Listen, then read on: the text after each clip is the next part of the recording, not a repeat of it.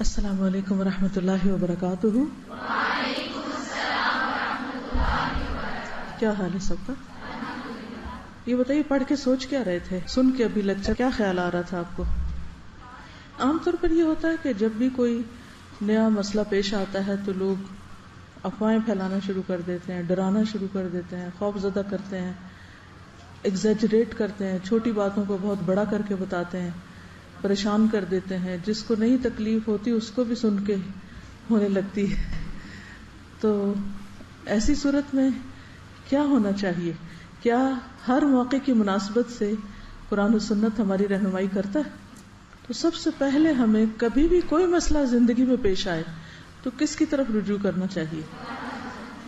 اللہ اور اس کے رسول کی طرف. اللہ تعالیٰ نے کیا فرمایا اور اس موقع پر نبی صلی اللہ علیہ وسلم نے کیا کیا؟ اگر یہاں اس موقع پہ وہ ہوتے تو کیا کرتے؟ تو آپ کو فوراً حل ملے گا. اگر نہیں معلوم تو جو جانتے ہیں ان سے معلوم کر لیں، اور اگر آپ ان چیزوں پر عمل کریں تو انشاءاللہ تعالی وہ مسئلہ بھی حل ہوگا. اور اگر کسی وجہ سے وہ مسئلہ آپ کے لیے تکلیف دہ بھی ہو گیا تو بھی آپ کو ایسی رہنمائی مل جائے گی کہ آپ بالکل پرسکون ہو جائیں گے. زندگی تو ہے امتحانوں کا نام، ایک امتحان نہیں تو دوسرا، دوسرا نہیں تو تیسرا. تو اس لیے ایسے تمام مواقع پر صحیح معلومات کا خود ہونا، اپنے لیے ہونا اور پھر دوسروں تک پہنچانا نہایت ضروری ہے. کیونکہ لوگوں میں سب سے زیادہ اچھا انسان وہ ہے جو لوگوں کے لیے زیادہ فائدے کا ہو. ٹھیک ہے نا؟ تو ہمیں کیا بننا ہے؟ اللہ کی مخلوق کے لیے فائدے کا بننا ہے، نہ کہ جب وہ بیمار ہوں، تکلیف میں ہوں تو اس وقت ان کو ڈانٹ ڈپٹ اور اسکولڈنگ. کیونکہ بعض اوقات ایسا ہوتا ہے نا کہ کسی کو زکام ہو جائے، گلا خراب ہو جائے تو مائیں ڈانٹنا شروع کر دیتی ہیں، اور کھاؤ یہ چیز. میں نے منع کیا تھا نا، تو بھئی اب ہو چکا جو ہو چکا، آئندہ کے لیے تو ٹھیک ہے لیکن اب اس کا حل سوچو. کہتے ہیں اب کیا پچھتائے ہو جب چڑیا چگ گئی کھیت. اب جو ہونا تھا ہو گیا، اب اگلی چیز کو سوچیں. اپنے لیے کیا سوچنا ہے؟ احتیاطی تدابیر. دوسروں کے لیے جو بیمار ہو چکے ہیں ان کے لیے اچھے مشورے، اچھا علاج، اس کے طریقے خود بھی بتانا. خود ڈاکٹر نہیں بن جانا، ان کو ڈاکٹرز کی طرف رہنمائی کرنا. لیکن ہوتا یہ ہے کہ جب کوئی وبا پھیلتی ہے تو بعض اوقات ہاسپٹلز، ڈاکٹرز کیا ہوتے ہیں؟ بہت مصروف ہو جاتے ہیں. تو ہر شخص کو وہ ایک آئیڈیل طبی سہولت میسر نہیں ہوتی. ہمارے اس ملک میں کتنے فیصد عوام کو طبی سہولتیں میسر ہیں؟ نہ ہونے کے برابر. تو بہت سارے لوگ اگر کسی تکلیف میں مبتلا ہو جاتے ہیں تو آلٹرنیٹ میڈیسن کیا ہے اس کا خود بھی پتہ ہونا چاہیے اور دوسروں کی بھی رہنمائی کرنی چاہیے. آپ دیکھیے کہ آپ سب ماشاءاللہ پڑھتے ہیں طب نبوی. طب نبوی جو ہے، نبی صلی اللہ علیہ وسلم نے جو طب کی باتیں، صحت سے متعلق اصول ہمیں دیے ہیں، اگر ہم ان پر عمل کریں تو ہمیں تو بہت دفعہ ڈاکٹر کے پاس جانا بھی نہ پڑے. اور بہت ساری چیزوں کا علاج تو اس طرح بتا دیا چند مختصر چیزوں میں کہ موت کے سوا ہر چیز کا علاج ہے اس میں. بعض چیزوں کے بارے میں آپ نے فرمایا نا کہ موت کے علاوہ ہر چیز کے لیے شفا ہے اس میں، اور شفا ہوتی باذن اللہ ہی ہے. چلیے یہ تو ایک بات ہو گئی. اور کیا سیکھا آپ نے؟ جی ابھی ریسنٹلی تعلیم القرآن میں آپ نے ان اللہ لا یستحی ان یضرب مثلا ما بعوضۃ فما فوقها، قرآن مجید میں سب سے پہلی مثال جو کسی جانور کے بارے میں بیان ہوئی ہے وہ بعوضہ ہی کی ہے. تو اس سے یہ بات بھی سمجھ میں آتی ہے کہ اللہ سبحانہ وتعالی کی ہر مخلوق جو ہے وہ اس کی اپنی ایک حکمت ہے، اس کے اندر اللہ کی قدرت کی نشانی نظر آتی ہے ہمیں، اور کتنی پاورفل ہے. بظاہر دیکھنے میں ایک مکھی کو تو ہلکا کہتے ہیں، مچھر اس سے بھی ہلکا ہے، تو انسان بھاگ کے کہاں جا سکتا ہے؟ کیا ریزن ہے کہ مشکل ہم پر آئی ہے؟ دیکھیے دو چیزیں ہوتی ہیں. ایک تو بعض اوقات کوئی بھی مشکل صرف امتحان کے لیے آتی، کوئی ایز سچ پرٹیکولر ریزن نہیں ہوتی. ٹھیک ہے، تعلیم القرآن کی پھر مثال دوں گی. دوسرا پارہ آپ نے شروع کر دیا اور اس میں یہ آیات آئی ہوں گی وَلَنَبْلُوَنَّكُمْ بِشَيْءٍ مِّنَ الْخَوْفِ وَالْجُوعِ وَنَقْصٍ مِّنَ الْأَمْوَالِ وَالْأَنفُسِ وَالثَّمَرَاتِ. ہے نا یہ کیا معنی ہے اس کا؟ ہم ضرور ضرور تمہارا امتحان لیں گے، تمہیں آزمائیں گے، بشیء ساتھ کسی بھی چیز کے. کون کون سی چیز؟ خوف، بھوک، مال، جان اور پھلوں کی کمی کے ساتھ. یہ سب چیزیں ہوتی رہیں گی. کبھی بھی کوئی علاقہ، کوئی ملک ان سب چیزوں سے پاک نہیں ہوا. ایک نہیں تو دوسری، دوسری نہیں تو تیسری، کوئی نہ کوئی چیز آتی رہے گی. تو ایک تو اس وجہ سے کہ اللہ نے دنیا امتحان کے لیے بنائی ہے، اور اس میں انسان کے لیے جہاں بے شمار نعمتیں پیدا کی ہیں وہاں اس کے شکر اور اس کے صبر کو ٹیسٹ کرنے کے لیے کہ کس کیلیبر کا انسان ہے. کیونکہ انسان دو ہی چیزوں سے پتہ چلتا ہے، دو اس کی صفات سے پتہ چلتا ہے کہ جب اس کو کوئی چیز ملتی ہے تو اندر شکر گزاری کتنی آتی ہے، جیسے الحمد پہ ہم نے کافی تفصیل میں بات کی تھی. اور اگر اسے کوئی تکلیف آتی ہے یا کوئی رویہ یا معاملہ یا کوئی سچویشن اس کی مرضی کے خلاف ہو جاتی، اس وقت کس طرح ریئیکٹ کرتا ہے. بعض لوگ پورا قرآن پڑھ جاتے ہیں، ناظرہ، تجوید اور تفسیر اور حفظ بھی کرنے لگ جاتے ہیں، اور نماز، نفل، سب کچھ، لیکن ایک چیز مرضی کے خلاف ہوتی ہے، کس طرح ریئیکٹ کرتے ہیں؟ کبھی دیکھا لوگوں کو ریئیکٹ کرتے ہوئے؟ دین پڑھے ہوئے لوگوں کو ریئیکٹ کرتے ہوئے دیکھا کبھی آپ نے؟ آپ کے آس پاس ہیں مثالیں ساری. ذرا سی کسی نے بات نہیں مانی، اس طرح بہیو کریں گے جیسے کوئی ان پڑھ بھی نہ کرے. تو حیرت ہوتی ہے نا اس وقت کہ ان کو کیا ہو گیا، یہ پڑھے لکھے لوگ ہیں.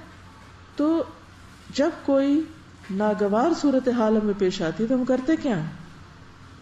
اسی طرح جب یہ 5 چیزوں میں سے کوئی چیز ہمارے سامنے آتی ہے تو ہم کس طرح بہیو کرتے ہیں، کیا معاملہ کرتے ہیں، کیا رویہ ہوتا ہے ہمارا اللہ کے ساتھ اور بندوں کے ساتھ. بندوں کے ساتھ ہمارا کیا معاملہ ہوتا ہے؟ اگر کوئی دوسرا تکلیف میں ہے تو ہم اس کے بارے میں کیا سوچتے ہیں، ہم اس پر کتنا رحم کرتے ہیں، ہم اس کی کتنی ہمدردی کرتے ہیں، ہم اس کو کتنا نفع پہنچاتے ہیں، ہم اس کے کتنے کام آتے ہیں. کوئی بیمار ہے تو کتنی اس کی عادت کرتے ہیں، کتنی کیئر کرتے ہیں. اور اسی طرح اگر خود تکلیف آ گئی اپنے اوپر تو کیا کرتے ہیں. تو یاد رکھیے کہ یہ ساری چیزیں دراصل امتحان ہیں، اور ضروری نہیں کہ ان کے پیچھے کوئی خاص وجہ بھی ہو. اس لیے خصوصاً جب کسی پہ کوئی تکلیف آئے تو کیا کرنا چاہیے؟ یہ سوچنے بیٹھ جانا چاہیے اس نے کون سا گناہ کیا ہے، اور اس کا کون سا جرم ہے، اور اس کی کون سی زیادتی ہے کہ جس کی وجہ سے یہ پکڑ میں آ گیا.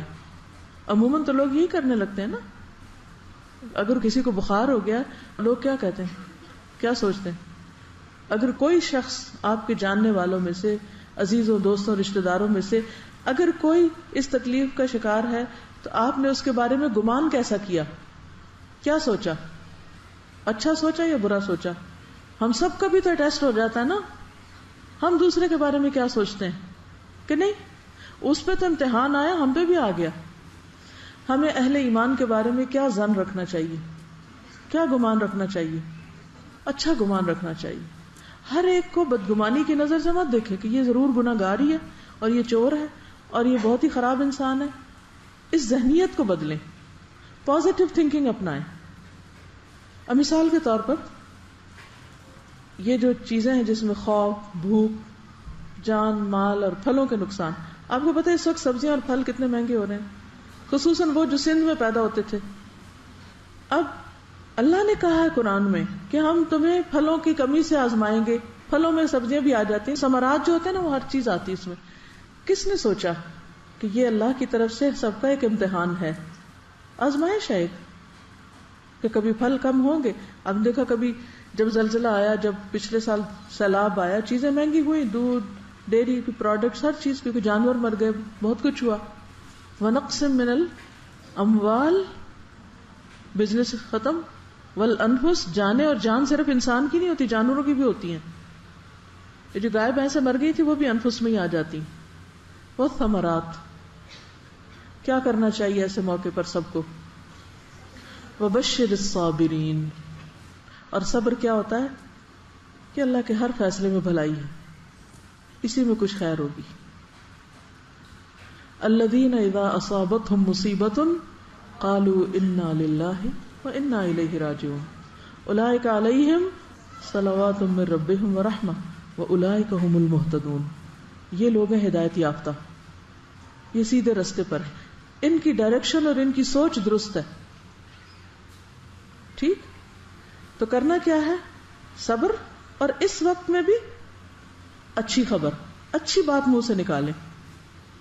لیکن عام طور پر ہم ہر آزمائش کو صرف عذاب بتاتے ہیں.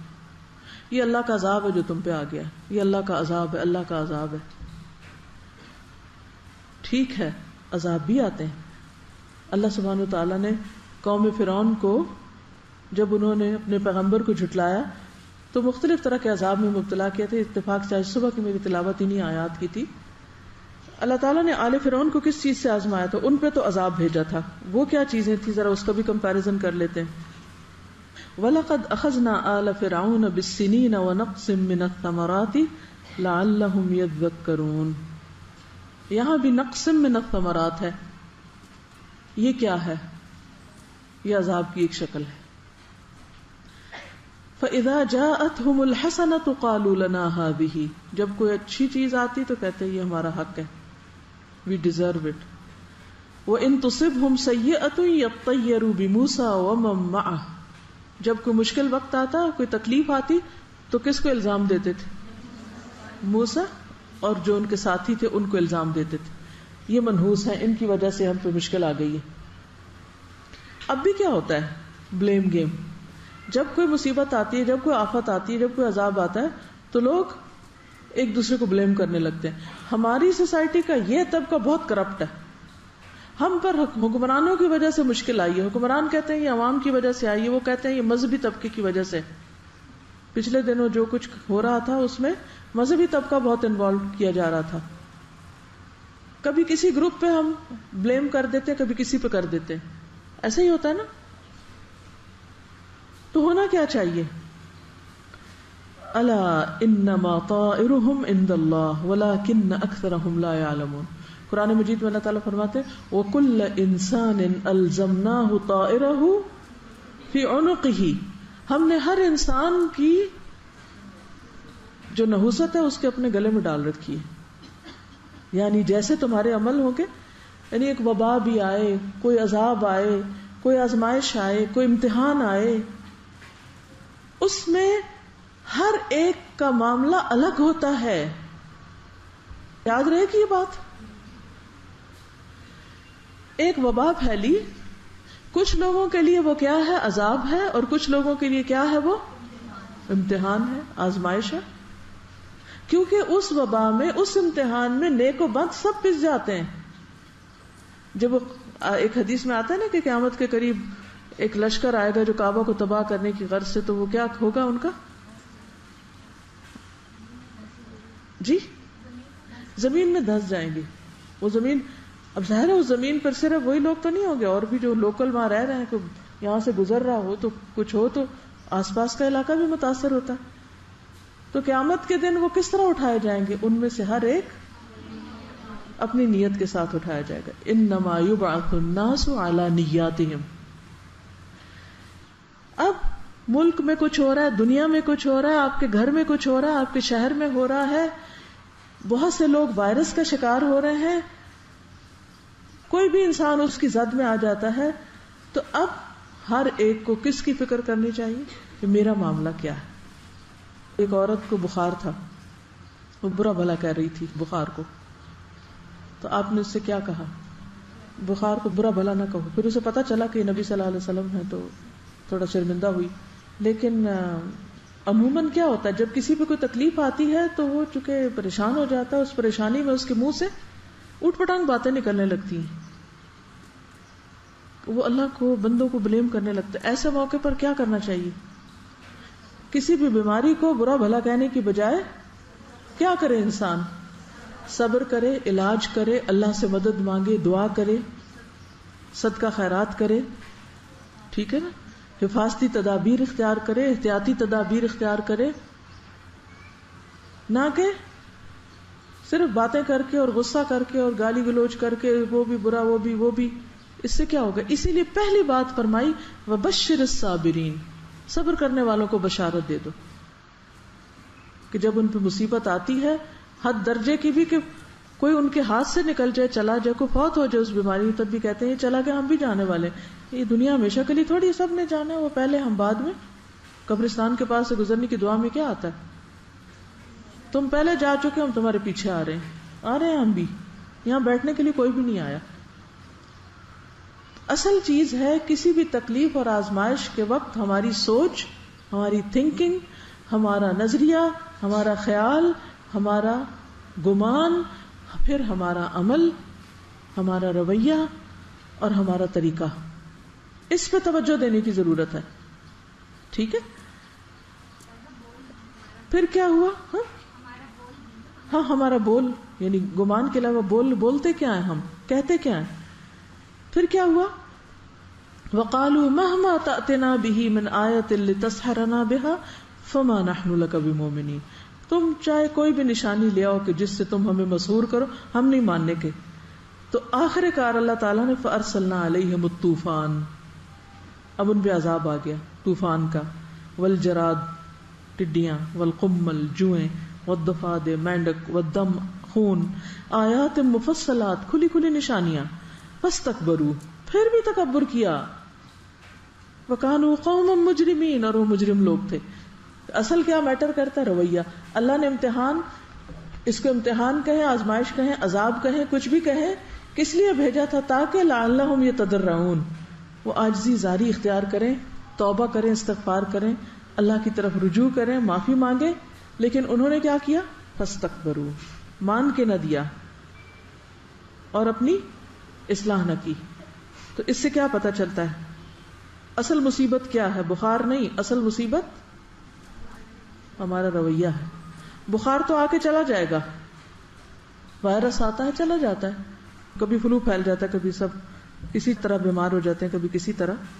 لیکن اصل چیز کیا ہے کہ ہم کیا کرتے ہیں. ٹھیک ہے, اب جو بیمار ہے ان کا بھی امتحان ہے, اور جو نہیں ہے ان کا بھی امتحان ہے.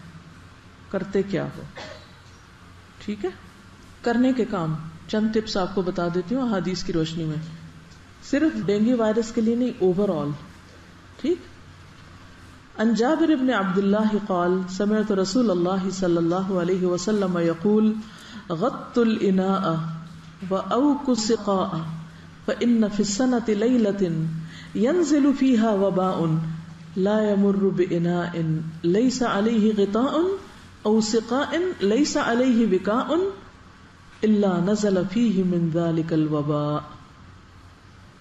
یہ ہمارے دین نے تعلیم دی ہے. حضرت جابر روایت کرتے ہیں کہ میں نے سنا رسول اللہ صلی اللہ علیہ وسلم فرماتے تھے, برتن ڈھانپ دو, مشک بند کر دو.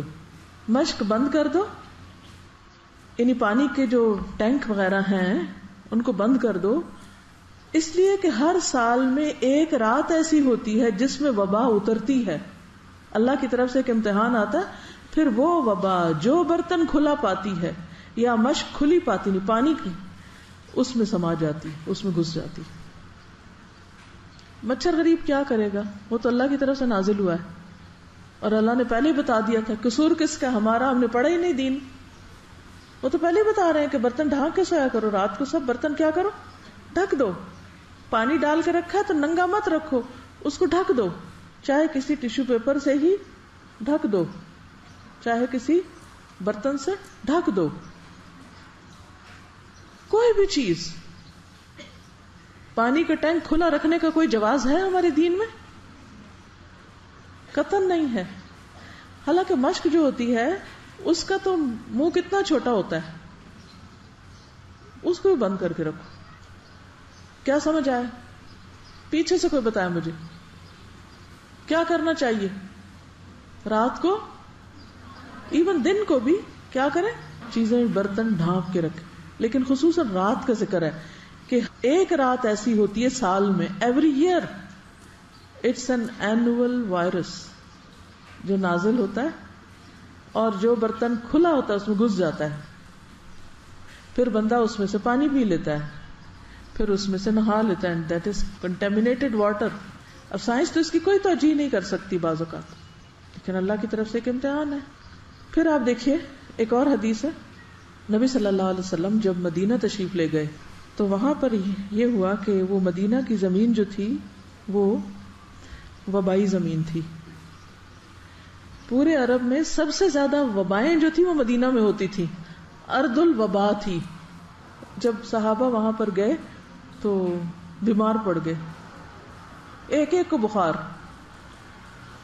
اور حضرت ابو بکر کی حالت یہ ہو گئی تھی کہ ان کو لگتا تھا کہ جیسے بس اب وہ دنیا سے رخصت ہونے والے ہیں, اتنے شدید بیمار ہو گئے تھے وہ بھی. حضرت بلال کے بارے میں آتا ہے, اور بھی صحابہ. تو نبی صلی اللہ علیہ وسلم نے اس موقع پر کیا کیا تھا؟ نبی صلی اللہ علیہ وسلم نے مدینہ کے لیے برکت کی دعا کی اور کہا کہ یہاں کے بخار کو جحفہ کی طرف لے جا, یعنی کہ غیر آباد علاقے کی طرف, وہاں چلا جائے, یہاں نہ ہو. تو اس کے بعد مدینہ وباؤں سے خالی ہو گیا. اب آپ دیکھیے کہ ایک ملک میں ایک وائرس پھیلتا ہے, وہاں سے لوگ سفر کرتے ہیں, دوسری طرف چلا جاتا ہے. وہ نہ بھی سفر کرے تو جو مکھیاں مچھر وغیرہ ہوتے ہیں وہ سفر کر کے کہیں اور پہنچ جاتے ہیں. اس زمین سے کچھ نکل آتا ہے, آسمان سے کچھ اتر آتا ہے. تو ایسی صورت میں پھر کیا کرنا چاہیے کہ انسان کو اللہ سے دعا کرنی چاہیے, اجتماعی دعائیں بھی کرنی چاہیے کہ یا اللہ اس وبا کو تو یہاں سے نکال دے. کیونکہ کہا یہ جاتا ہے کہ جیسے ڈینگی کا وائرس ہے, ایک سال آتا ہے, اگر اس کا علاج نہیں کیا اگلے سال اس سے بڑا اٹیک ہوگا, اگلے سال اس سے بڑا اٹیک ہوگا. ایک کام کی بات بتا دیجیے جو آپ کو یاد رکھیں گے کہ ہم نے کراچی کی بارش ہو یا سندھ کا سیلاب ہو یا لاہور یا اور علاقوں میں جو ڈینگی وائرس ہے, اس کے بارے میں بہت محتاط زبان استعمال کرنی ہے. کیا نہیں کہنا اور کیا کہنا ہے یہ بتا دیجئے. کوئی بتائے گا؟ جی. اللہ سے گلہ نہیں کرنا, ان لوگوں کے بارے میں برا گمان نہیں کرنا, ایگزیجریٹ نہیں کرنا, ناشکرہ پن کے الفاظ نہیں نکالنے, بیماری کو بھی برا بلا نہیں کہنا, ان کے لیے دعا. اور ہاں یہ نہیں کہنا کہ وہ اسی قابل تھے, ضرور کچھ کیا ہوگا نا اس لیے انہی کی شامت آئی ہے. وہاں دیکھا نا کتنی قتل و غارت ہوتی, کتنی خرابیاں ہوتی ہیں, آخر یہ ہونا ہی تھا. وہ کہیں بھی ہو سکتا. خوف ہراس نہیں پھیلانا. جب ان کے بارے میں برا گمان آنے لگے, کسی کے بارے میں بھی, اگر مثلا ہو سکتا ہے آپ کے کسی رشتے دار کو ایسی کوئی تکلیف ہو یا کوئی کسی خاص علاقے میں, تو آپ کیا کہیں گے کہ یا اللہ ان پر رحم فرما, ان کی بیماری دور کر دے, اور ان کے لیے اس بیماری کو ہدایت, نجات, فلاح کا ذریعہ بنا دے. کیونکہ اللہ تعالیٰ جب کسی سے محبت کرتا ہے تو اس کو امتحان میں مبتلا کر دیتا ہے. تو ضروری نہیں ہوتا کہ کسی کا کسی تکلیف میں مبتلا ہونا صرف اس کے گناہوں کا ہی نتیجہ ہو. کون گناہ نہیں کرتا, اور کس کو پتا کہ کون کتنی استغفار کرتا ہے, کون اپنے گناہوں پہ کتنا شرمندہ ہے. ہم تو نہیں جانتے نا, لہٰذا ہمیں ججمنٹل نہیں ہونا.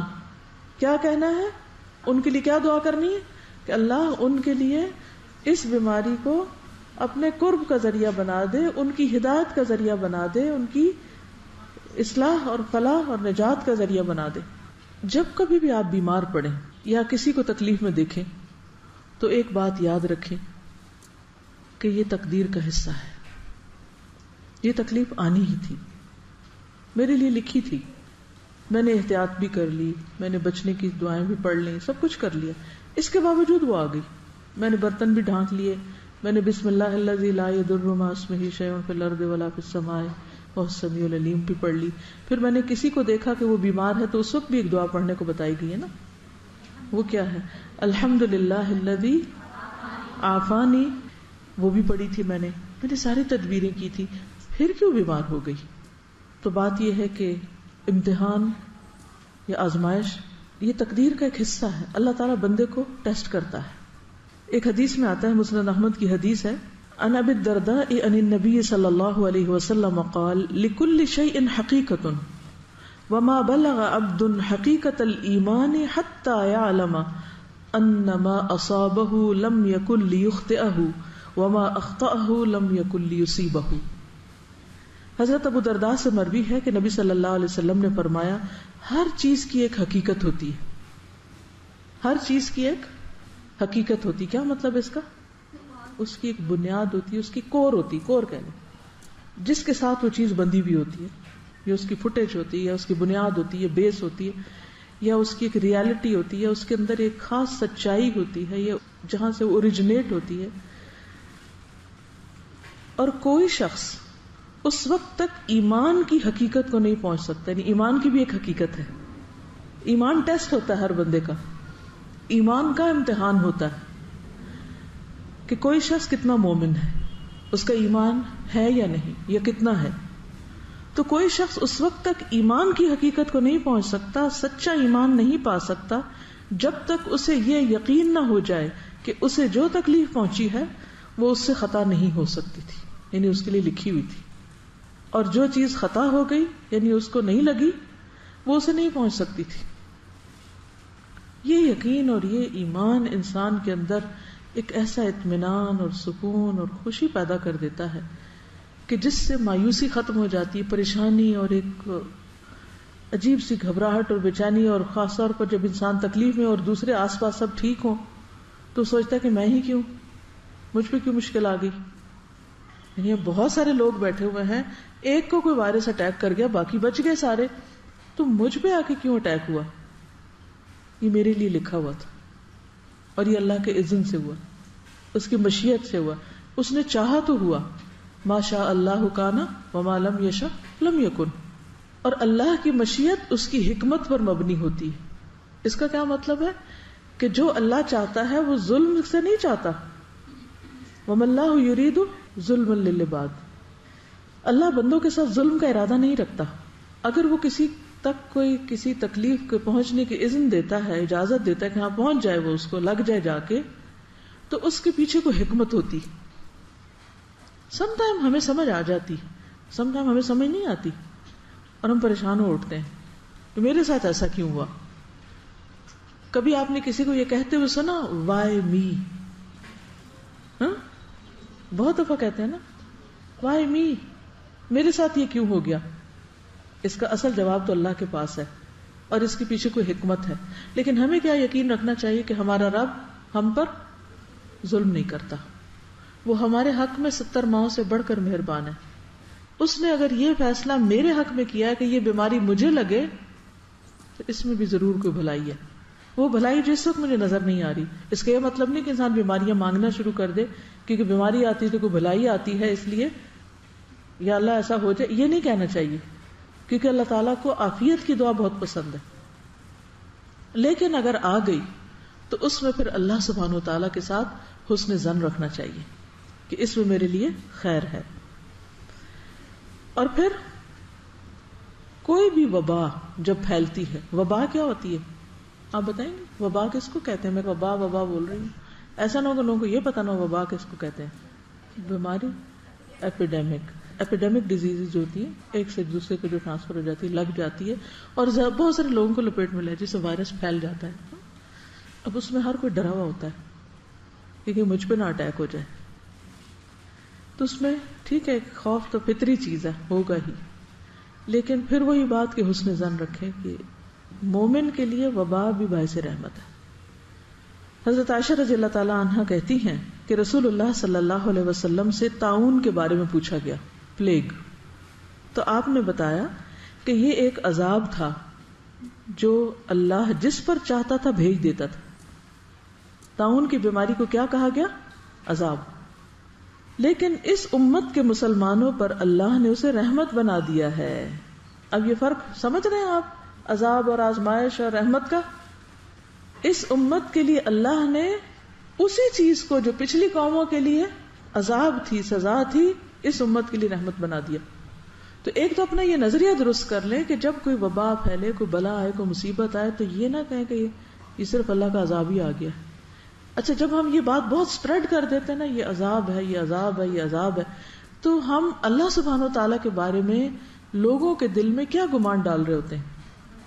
لوگوں کو اور زیادہ دور کر دیتے ہیں اللہ سے. ایسے ہی ہے نا, کچھ لوگ ہوتے ہیں جو پہلے سے اللہ کی طرف مائل ہوتے ہیں, راغب ہوتے ہیں. کچھ لوگ ایسے ہوتے ہیں جو درمیان میں ہوتے ہیں, نہ ادھر نہ ادھر, بس عوام کا نام جدھر لوگ جا رہے ہیں بس آنکھیں بند کر کے, جو ادھر کسی نے بلایا ادھر چل پڑے, ادھر بلایا ادھر چل پڑے, کیونکہ اپنے پاس تو حق و باطل کا کوئی کرائٹیریا ہے ہی نہیں. کچھ لوگ ایسے ہوتے ہیں جو پہلے سے اللہ تعالیٰ سے کچھ نہ کچھ بدگمان ہوتے ہیں, شیطان کے شر, وسوسے, نجاست کی وجہ سے, یا پھر لوگوں کی پھیلائی ہوئی باتوں سے, یا اپنے نفس کے شر کی وجہ سے, کوئی بھی ریزن ہو سکتی. ایسے لوگوں کو جب آپ اللہ کی رحمت اور عذاب کے بیلنس کے دیے بغیر کوئی بات سناتے ہیں یا سمجھاتے ہیں تو وہ اللہ تعالیٰ کے قریب آنے کی بجائے بعض اوقات الٹا اور دور چلے جاتے ہیں. اچھا تو پھر کیوں ہمیں کیوں عذاب دے رہا ہے اللہ؟ فلاں بھی تو ایسا اور ایسا کرتا ہے, ان کی کیوں نہیں پکڑ آ رہی, ہماری کیوں آ گئی؟ وہ آزمائش ان کے لیے اور مصیبت بن جاتی ہے اور وہ اور زیادہ دین سے دور چلے جاتے ہیں. تو اس لیے ٹھیک ہے ہمیں لوگوں کو خبردار بھی کرنا ہے, انہیں بتانا ہے, سمجھانا ہے, ڈرانا بھی ہے, یہ بھی دین کا ایک حصہ ہے. دیکھیے ڈرانا بھی دین کا حصہ ہے جہاں ڈرانے کی ضرورت ہوتی ہے, کیونکہ ہمارا دین بیلنسڈ ہے, معتدل ہے, اعتدال والا ہے. لیکن یہ نہیں کہ آپ صرف ڈرائیں. جو لیڈر اٹھے, جو اسکالر ہو, جو اخبار میں بیان پڑے, جو جس کی طرف سے کوئی بات آئے, جو کوئی وبا پھیلتی ہے, بلا آتی ہے, کوئی آزمائش ہے, سیلاب یا زلزلہ, تو ایک ہی بات شروع ہو جاتی کہ بس ان لوگوں پر تو اللہ کا عذاب آ گیا, دوسری کو بات ہی نہیں کہتے.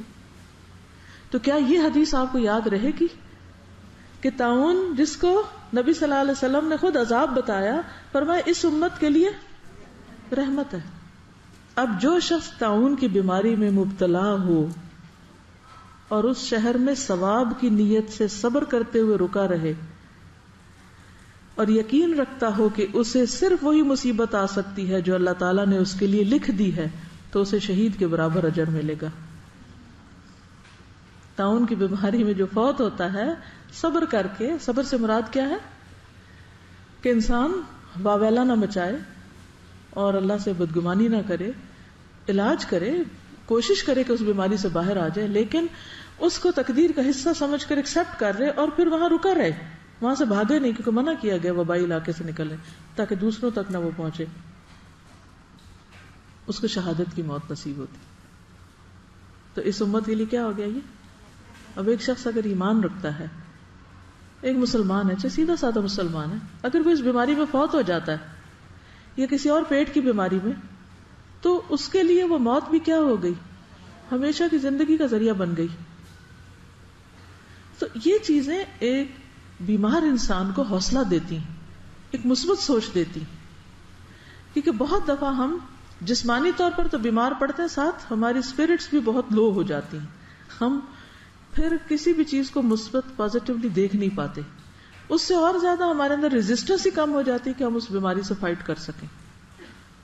اسی لیے آپ نے دیکھا ہوگا کہ جو لوگ بیمار ہونے کے بعد ان کے آس پاس دل بڑھانے والے لوگ, TLC کرنے والے لوگ ہوں, تو پھر کیا ہوتا ہے, وہ بیماری سے جلدی باہر نکلتے ہیں.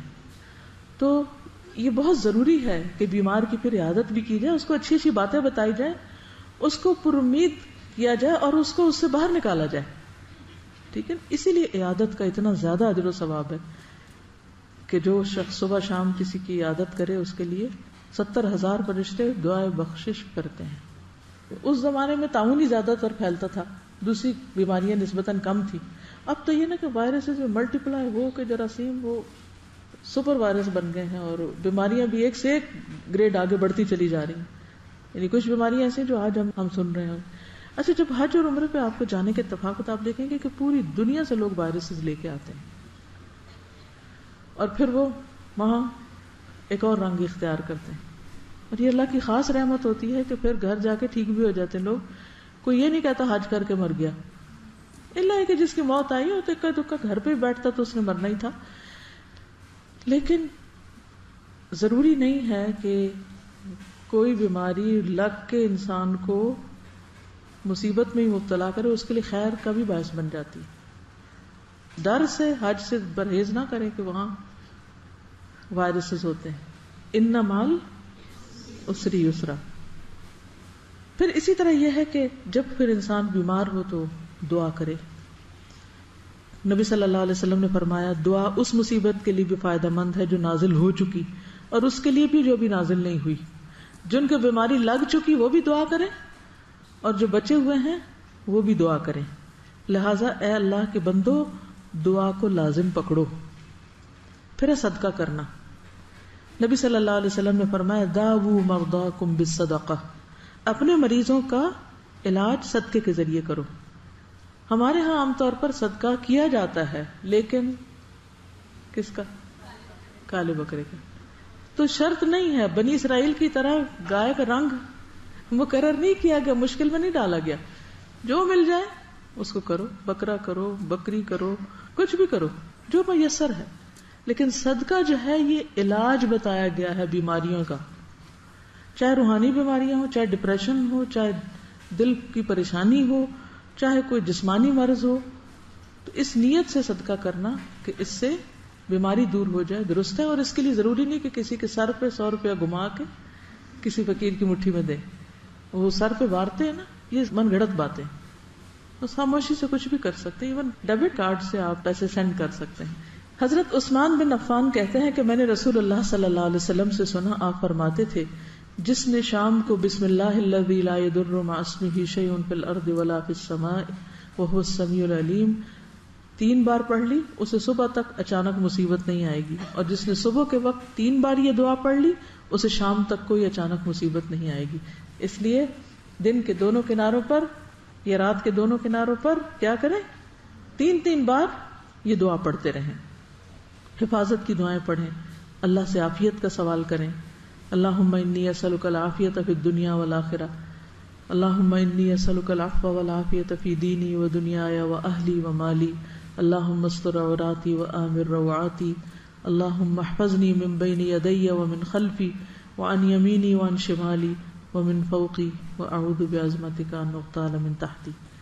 یہ دعا صبح شام کی دعاؤں میں وإیاک نستعین میں لکھی ہوئی ہے، اس کو آپ زبانی یاد کر لیجیے. صبح شام ایک دفعہ پڑھیے تو انشاءاللہ بہت سی چیزوں سے آپ حفاظت میں رہیں گے. ماشاءاللہ بہت لوگوں کو آتی، جن کو نہیں آتی وہ پیچھے نہ رہیں، ٹھیک ہے، وہ بھی یاد کر لیں. پھر اسی طرح یہ ہے کہ جب ایسی گھبراہٹ ہو، بیمار کو بے چینی ہو، اضطراب ہو کہ اس کو چین نہ آ رہا ہو، تو اس وقت حضرت اسماء بنت امیس کہتی ہیں کہ رسول اللہ صلی اللہ علیہ وسلم نے مجھ سے فرمایا کیا میں تمہیں ایسے کلمات نہ سکھاؤں جو تم مصیبت اور تکلیف کے وقت پڑھو تو پھر کیا ہوگا، تکلیف اور ٹینشن دور ہو جائے گی. یہ آگے حدیث کے الفاظ نہیں ہیں، آپ نے صرف اتنا فرمایا تھا الا اعلمکی کلمات تقولینہن عند الکرب او فی الکرب، تکلیف کے وقت یہ ذکر کرو. یہ نبی صلی اللہ علیہ وسلم کا سکھایا ہوا ذکر. تو مریض کو آپ یہ لفظ 4 سکھا دیں. کیا ہے؟ اللہ اللہ ربی، یہ پہلے ہی آتا ہوگا مریض کو، بس کہلوا دیں اس کو، اللہ اللہ ربی لا اشرک بہ شیئا. یہ خاص طور پہ بیماری میں اس لیے پڑھنے چاہیے کہ اس وقت انسان کو طرح طرح کے مشورے ملتے ہیں، اس بابے کے پاس چلے جائیں، یہ تعویذ باندھ لیں، یہ گریں لگا کے یوں کر لیں، اس کا نظر اس طرح اتار دیں، لال مرچیں جلا لیں وغیرہ وغیرہ. تو اس سے یہ ہے کہ انسان کو پھر کیا فائدہ ہوتا ہے جب کہتا ہے نا انسان میں کسی کو شریک نہیں ٹھہراتا، تو اس سے انسان کے لیے ایک سکون اور راحت کا باعث ہوتا ہے اور انسان غلط طریقہ علاج سے بھی بچ جاتا ہے. جب کوئی بیمار ہوتا ہے نا اس کو شیطان یہ وسوسہ ضرور ڈالتا ہے کہ تمہیں نظر لگ گئی ہے، جادو ہوگی. ضروری تو نہیں کہ جادو ہوگی، پھر وہ بندہ بدگمانی کرنے لگتا ہے، اچھا کون ہوگا، میرے خیال ہے یہ، اور اپنے قریب والوں میں بدگمانی شروع کر دیتا ہے. تو پھر اس سے ایک تو انسان کی جان جائے اور دوسرا ایمان جائے، تو یہ بہت نقصان دہ چیز ہے، اس سے بچنا چاہیے.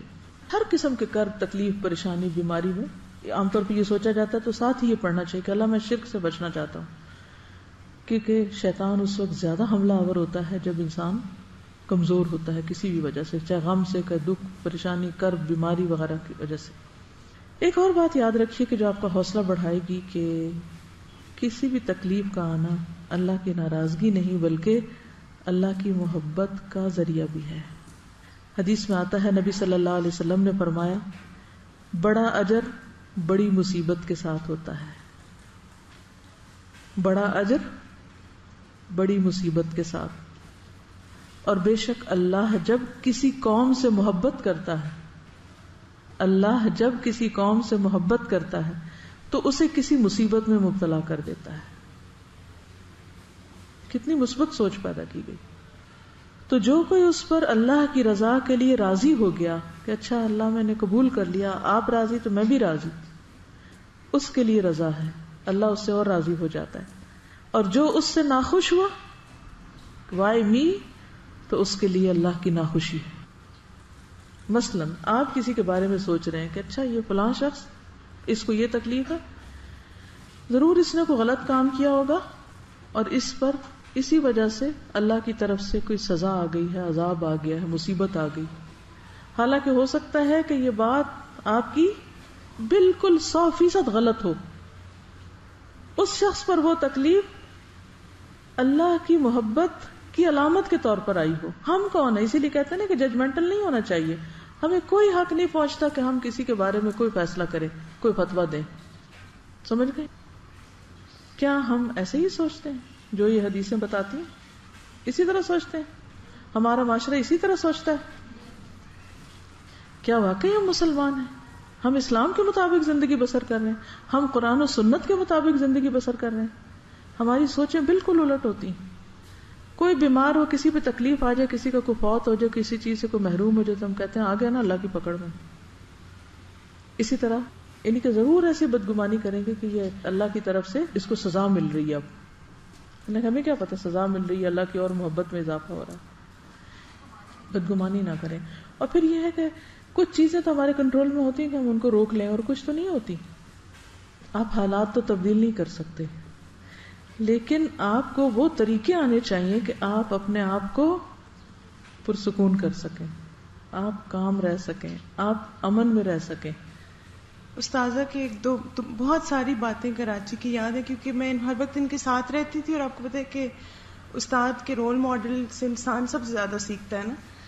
ہوا یہ کہ ہماری کلاس ختم ہوئی، جو پہلے سال ہم کراچی گئے تو بہت زیادہ آپ کو پتہ ہے اپوزیشن بھی تھی، لوگ نیگیٹو باتیں کرتے تھے. تو ایک خاتون آئی نا، اور انہوں نے بہت استاذہ کو برا بھلا کہنا اسٹیج پہ کھڑے ہو کے نا، اور کہتی آپ یہ کیا کر رہی ہیں اور وغیرہ وغیرہ. بہت مثلا اتنا ہارشلی وہ بولی کہ ہمیں ہو رہا تھا کہ ہم جا کے اس کو چپ کروا دیں. اچھا بولتی رہی، پھر استاذہ اتر گئی، وہ ایسے کھڑی ہوئی تھی. تو استاذہ اس کو کہتی آپ ذرا ہٹیں گی، میں نماز پڑھ لوں. اچھا استاذہ گئی، استاذہ نے نماز شروع کر دی، اور آپ یقین کریں اس عورت کا منہ کھلا ہوا تھا کہ یہ کیا ہوا نا، کوئی جواب نہیں دیا، کچھ بھی نہیں. تو مجھے اتنا اچھا لگا تھا اس وقت، میں نے کہا کہ واقعی یہ صبر کی عملی شکل ہے نا. عموماً یہ ہوتا ہے کہ ہم صفائیاں پیش کرنا شروع کر دیتے ہیں یا ڈیفینسو ہو جاتے ہیں، لیکن خاموشی سے وہ مجھے بہت مزہ آیا کہ استاذہ نے کہا ہٹیں کی سے میں نماز پڑھ لوں. کیونکہ قرآن میں یہ سکھایا گیا نا وَاسْتَعِینُوا بِالصَّبْرِ وَالصَّلَاةِ. اس طرح میں کلاس لے رہی تھی تو مجھے کسی نے کلاس کے بعد اٹھی تو ایک ہماری بہن ہے کراچی میں ہی ہوتی ہے، وہ آئی کہ تو ان کی آنکھوں میں آنسو، کہتے ہیں آپ کے بیٹے کو چوٹ لگی اور اسے ہاسپٹل لے کے گئے ہیں. تو میں کچھ بات کچھ کر رہی تھی یا کوئی میٹنگ کر رہی تھی کچھ، میں نے کہا اچھا. تھوڑی دیر میں لمحے کے لیے رک کے میں نے دعا دل میں پڑھی، اور اس کے بعد میں نے اپنا کام شروع کر دیا. اور اپنے روٹین ٹائم پہ جب میں گھر کی، میں نے کہا اگر وہ ہاسپٹل جا چکا ہے تو میں کیا کر سکتی ہوں پیچھے جا کے، سوائے اس کے کہ وہ میں جاؤں اور مجھے دیکھ کے رونا شروع کر دے. کیونکہ بچے ویسے بالکل صبر حوصلے میں ہوتے ہیں، لیکن جب مائیں نظر آتی ہیں تو وہ لیٹ جاتے ہیں اور وہ چیخنے چلانے لگتے ہیں. لیکن جب انہیں پتا ہو کہ اس قسم کی ان کو کوئی پیمپرنگ ہونی کوئی نہیں تو وہ پھر اپنے آپ کو سنبھالنے رکھتے. میں بچپن سے جب بچے چھوٹے ہوتے تھے، جب بچہ گرتا تھا تو میں ادھر دیکھنے لگتی تھی، خود اٹھنا سیکھے. ہم کب تک ان کو اٹھاتے رہیں گے؟ مشکل ہو جاتی ہے نا. تو بہرحال جب میں گھر گئی تو وہ ہاسپٹل سے آ چکا تھا، تو بھاگتا بھاگتا آ کے میرے ساتھ چمٹ گیا. وہ نشان آج تک ہے، اس کا کٹ لگا تھا کافی سارا. لیکن یہ ہے کہ تو زندگی میں خود پرسکون رہنا سیکھیں. لوگ نہیں بدلیں گے، نہ ان کی عادتیں بدلیں گی، وہ آپ کو تنگ کر کے پریشان کر کے خوش ہوں گے. بہت سے لوگ یا خود فرسٹریٹ ہوتے ہیں، پریشان ہوتے ہیں، تو وہ آپ کو ساری فرسٹریشن آپ پہ نکالنا چاہتے ہیں. نکال لیں. اب یہ جس مذکورہ خاتون کا ذکر ہو رہا ہے وہ اس لیے نہیں آئی تھی کہ وہ مجھ سے کوئی حل چاہتی تھی یا مجھ سے کوئی جواب چاہتی تھی. پتہ چل جاتا نا باتیں کرنے والا، وہ صرف اپنی فرسٹریشن نکالنا چاہتی تھی. انہوں نے نکال لی، میں نے سن لی، بات ختم ہو گئی. اب مجھے نماز پڑھنی تھی، نماز شروع کر دی. اسی طرح بہت سے لوگ، آپ کو اگر کوئی نعمت مل رہی ہے، خوشی مل رہی ہے، آپ پرسکون ہیں، تو وہ آپ کو سکون تباہ کرنا چاہتے ہیں. اور خاص طور پر شیطان لوگوں کے پیچھے لگ جاتا ہے کہ جو دین کا کام کر رہا ہے اس کو بے سکون کر دو، اس کو اتنی باتیں سناؤ، اس کے اوپر ایسی ایسی غلط تنقید کرو کہ وہ اتنا پریشان ہو کہ اپنا کام چھوڑ دے. جب انسان اللہ کے فضل سے یہ تہیا کر لے کہ جو مرضی کوئی کر لے، میرے ساتھ میرا اللہ ہے، کوئی نقصان نہیں دے سکتا، نہ کوئی میرا رازق ہے نہ میرا کوئی مالک ہے، میں یہ جو کچھ کریں یہ اللہ کا کام ہے، اللہ کا وعدہ وہ خود اس کی حفاظت کرے گا. تو جب کبھی بہت زیادہ تنگ ہوتے ہیں نا حالات، تو میں کہتی ہوں اللہ تعالیٰ، عبد المطلب نے اپنے اونٹ لیے تھے، چلے گئے تھے اور کہا تھا یہ تیرا گھر ہے، تو خود سنبھال اس کو. تو اللہ کا کام ہے نا، اللہ کا وعدہ بھی ہے ان تنصر اللہ ینصرکم. اگر ہمیں یہ سعادت ملتی ہے کہ ہم اللہ کی مدد کریں، اللہ ہماری کرے گا، ضرور کرے گا، کیوں نہیں کرے گا. وہ اپنے دشمنوں کی مدد کرتا ہے، ان کو کھانے کو دیتا ہے، دوستوں کو نہیں دے گا، کیسے نہیں دے گا. تو ہر قسم کے حالات میں، چاہے کوئی بیماری ہو، چاہے کچھ ہو، اس میں یہ گر سیکھ لیں کہ آپ نے کس طرح پرسکون رہنا ہے. وہ آپ کے اندر کا ٹھہراؤ یا اپنے اندر کا اطمینان جو ہے وہ باقی رہے، باقی سب چلتا رہے گا. اور آپ اپنے رب سے اس حال میں ملے کہ فرشتہ یہ پکار لے کر آئے، یا ایتھا النفس المطمئنہ ارجعی الی ربک راضیۃ مرضیہ، وہ اس کے لیے تیار رہے کہ مجھے نفس مطمئنہ کے طور پر دنیا سے رخصت ہونا ہے. اب جب میں پلٹ کر پچھلے دن میں اپنی صفائی کر رہی تھی، شیلفوں کی شفٹنگ ہوئی، ادھر کی بہت ساری چیزیں اکٹھی ہو گئی، تو میں اب تھوڑا تھوڑا کر کے چیزوں کو سارٹ آؤٹ کریں. جب میں پچھلی چیزیں، کوئی خط ہیں، کوئی کچھ ہے تو میں پڑھتی ہوں، میں سوچتی ہوں ان کی کیا ویلیو ہے، ان کی کیا حقیقت ہے. اگر کوئی تعریف کا خط لکھ دیتا ہے کسی وقت، تو اس وقت پڑھ کے بندہ اگر تھوڑی دیر خوش ہو جائے اور اس کے بعد وہ کاغذوں میں دب جائے، یا کسی وقت کوئی اگر تنقید کا لکھ دیتا ہے اور وہ بھی پڑھ کے کاغذوں میں دب جائے اور ڈسٹ پڑ جائے اس پر، 10 سال بعد آپ اس کو نکال کے دیکھیں کیا حقیقت ہے اس کی.